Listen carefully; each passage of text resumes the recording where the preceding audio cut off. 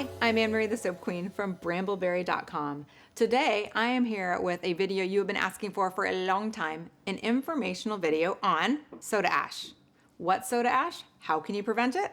I'm here to tell you how. Soda ash is a harmless but annoying thing that happens to cold processed soap, specifically this dry, ashy texture on the top of your soap. It can happen in the middle of your soap as well and on the sides. It's totally harmless. It doesn't hurt anybody to use it, but it can ruin gorgeous designs in soap, and it can kind of make you annoyed as a soap maker. Getting rid of it takes extra time, so let's just talk about how to prevent it to start with. First of all, what is soda ash? Soda ash is this salt-based product that forms when sodium hydroxide or lye is exposed to carbon dioxide from the air. When that happens, sodium carbonate is formed, causing this ashy look. Now, why does it happen? Oh my goodness, there are so many reasons that soda ash can happen. Soaping at too low of a temperature, not water discounting, having your soap in an area that's humid. If the ambient temperature is too cold, if you soaped it too thin of a trace, if you randomly decided to use a fragrance oil that's soda ashes. So many things can make it feel like soap gremlins had entered your soap making studio and then made your soap look white and ashy. So there are some things you can do to prevent it though during the soap making process to get gorgeous bars every single time. So here we have two separate loaves. This one on my left is one made using all the tips from this video, and the one on the right is made, you got it, not using any of the tips. Let's cut into them, and I'm gonna show you what kind of a perfectly made batch of soap looks like versus what one with soda ash looks like.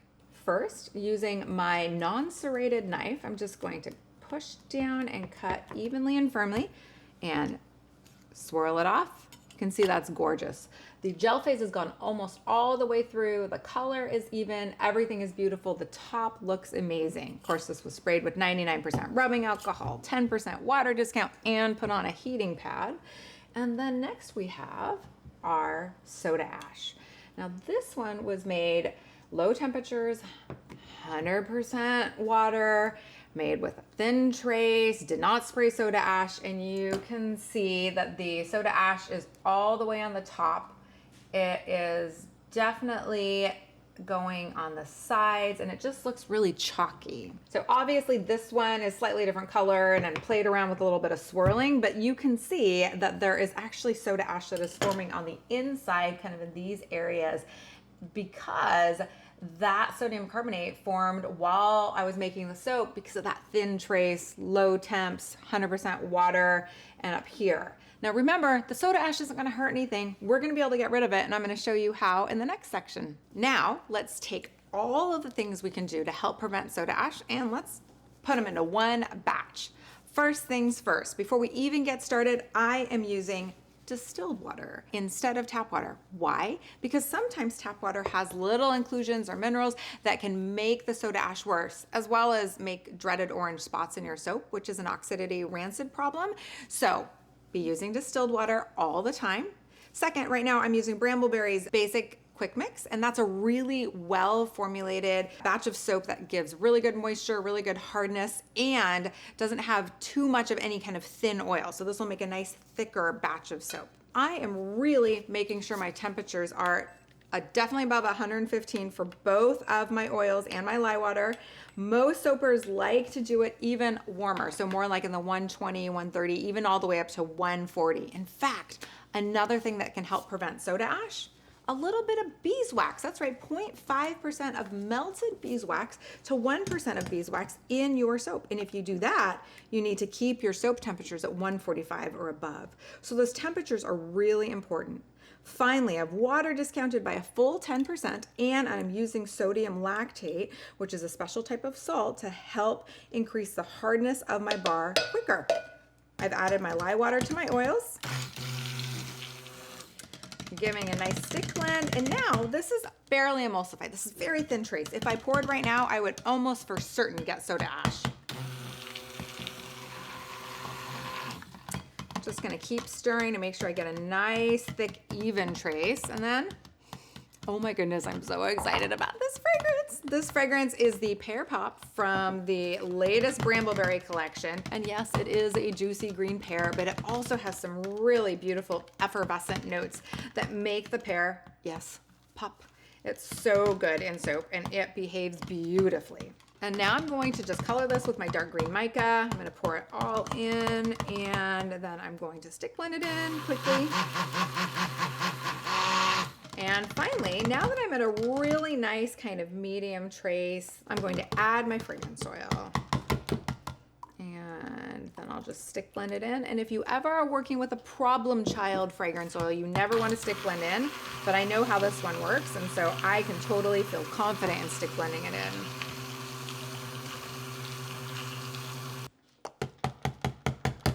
Now I'm at a great thick trace, and that is another tip to making sure you prevent soda ash. Thick trace or just a really substantial trace that you're positive is actually fully emulsified in there. Obviously, as long as it took me to make this thicken up, you can tell that Pear Pop is gonna be one of your go-tos when it comes to complicated soap making designs, because I stick blended that for quite some time to get to this gorgeous thick trace. What a beautiful color and texture. Now it's time for my favorite part, which is the wet soap design. So I'm just gonna kind of start manipulating this and seeing where I can go. And I'm gonna move it to a small spoon when I've gotten some texture in here.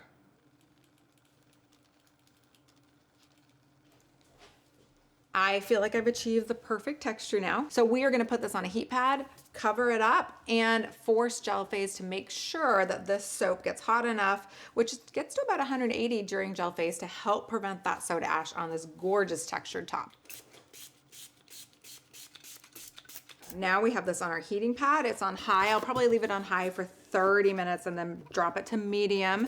And now I'm putting a box right over this so that way I can take my towel and I can insulate fully. So that way the heat that gets in there stays in there, does what it's supposed to do, which is help kick off that gel phase to ensure we have a really beautiful hard bar of soap that is shiny and doesn't have any soda ash when we get ready to unmold. So you've made a bar of soap or a batch of soap and it's got soda ash. What do?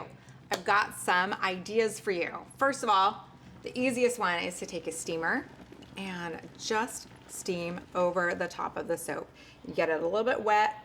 That steam helps to get rid of that soda ash. And so you just steam, steam, steam.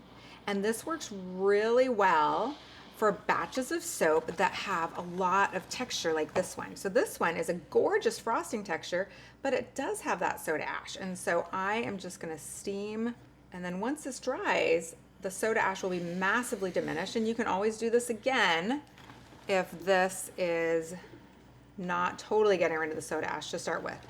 Or you can also take and spritz the soda ash with water first, and then spritz it with 99% rubbing alcohol.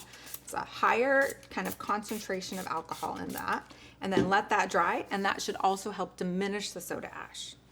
Now this particular bar is flat, and it's a gorgeous design, but you can see that it has a lot of soda ash.